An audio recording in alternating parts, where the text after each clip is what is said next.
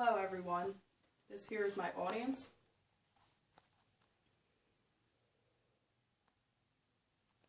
My name is Kathleen Peters, and today I have a question for you. Have you ever considered planting your very own vegetable garden?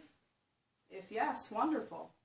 I have various techniques that I can share with you so that you could be on your way to planting your very own garden. However, I will tell you with gardening, it requires interest, dedication, research, time, and energy to be successful. Gardening is a skill and a great teaching element to become self-sufficient and not always rely on supermarkets. It is a healthy way to get exercise and a good source of vitamin D. And if you think about it, when you go to the supermarket, if it's not organic, most of the time your fruits and vegetables have pesticides and herbicides, and a lot of the vegetables now are made with GMOs. So, have you ever considered using organic seed? That would be the best way. You'll have vegetables accessible any time of the day, and it'll be very convenient. You won't have to run to the supermarket. You'll have it right there in the back of your yard. To begin planting your garden, you'll have to pick a location. Your location that you choose should have a maximum of 6 hours of sunlight each day. You don't want to plant your garden in areas with trees, in shaded areas, because it is very important that your garden has that 6 hours of sunlight that it needs. Fertilizers are wonderful, and water and all that treatment, but if it doesn't have the 6 hours that it needs, your garden will not be successful. Plan accordingly to your needs and available space. If you live in the city and you have a concrete backyard, a great way to plant fruits and vegetables, you can use buckets, 5-gallon buckets. You can pick them up at Home Depot, fill them up with soil, plant your seed. Same as if you live in an apartment, maybe you have like a balcony that you can also utilize buckets. But if you live in the suburbs, you usually have plenty of space to choose from. Make sure your soil is fertile and well drained. You do not want to have soggy or waterlogged soil because it will destroy your plants and your seeds. Too much water. So you want to make sure that it's very well drained. Next, you will prepare the area. With this, you will test the soil's pH levels.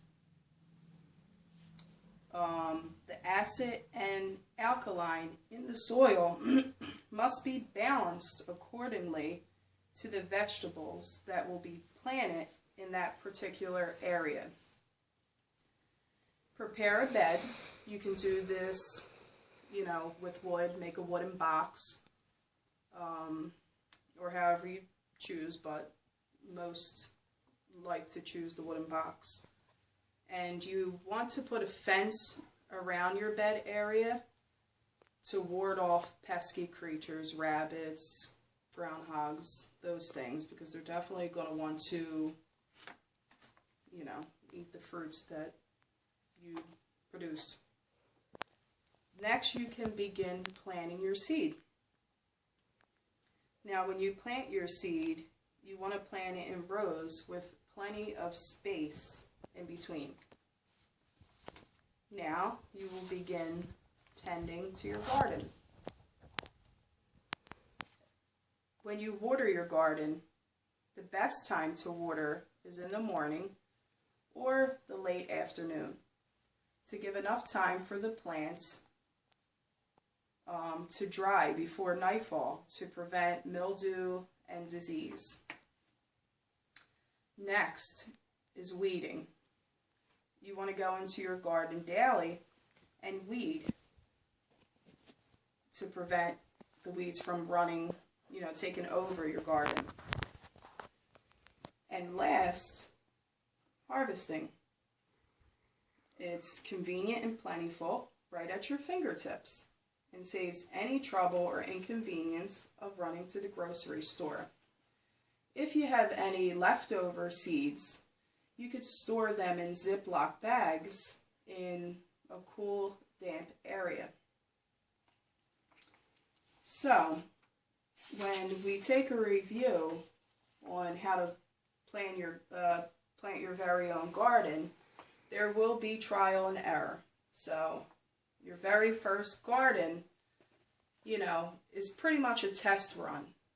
But as each season continues, you will continue to get better and better at what you're doing. First and foremost, it is very important to make your plan and to stick with that plan. It's very important for that location, because the location means everything. If it's in a shaded area, like I said, it won't be good for your seeds or your plants. If it's not well drained, waterlogged, soggy soil, it's a no-no. It will not work. And you definitely want to check the pH levels of your soil. And you can buy any of those kits at any garden center. And also a good idea would be to get a USDA zone manual, and it gives you tips on when to plant certain seeds, such as April and May. You can plant peppers, tomatoes, carrots, things like that, because you want to wait till April, so there's no chance of a freeze, because if the temperature drops really low and there's a freeze, your garden will not be successful. It won't be able to withstand that freezing temperature. So, and then watering. You want to water it daily, early in the morning. If you plan on taking a vacation, you definitely want to ask a friend, a family, or a neighbor to, water your garden while you're not home, because a garden it requires a lot of attention, and you won't want to spend all that time, and effort on building your garden and then go on vacation and unfortunately come back and, your garden is not alive when you get there. So that's all I have, and hopefully that was helpful, and you will be able to plant your own garden. And thank you for your time. Do I have any questions? Why is it better to garden organic? Why is it better to garden organic? It's healthier. You'll avoid the pesticides, the herbicides, the GMOs. And with the GMOs, that's when they tamper with the DNA, and it seems more beneficial to do things the way nature intended it to, instead of, tampering with it. What are pesticides?